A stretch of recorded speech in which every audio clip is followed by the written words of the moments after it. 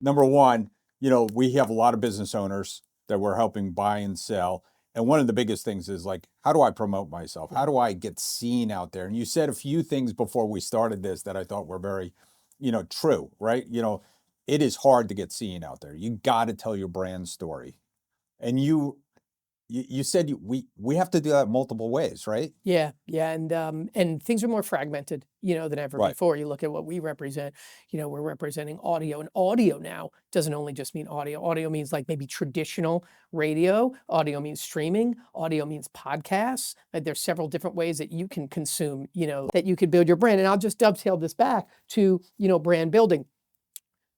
30, 40 years ago, there were just less choices for people to give their media time to. There weren't podcasts, there weren't applications, there wasn't YouTube, right? So you had fewer ways, so you could get scale a little bit easier.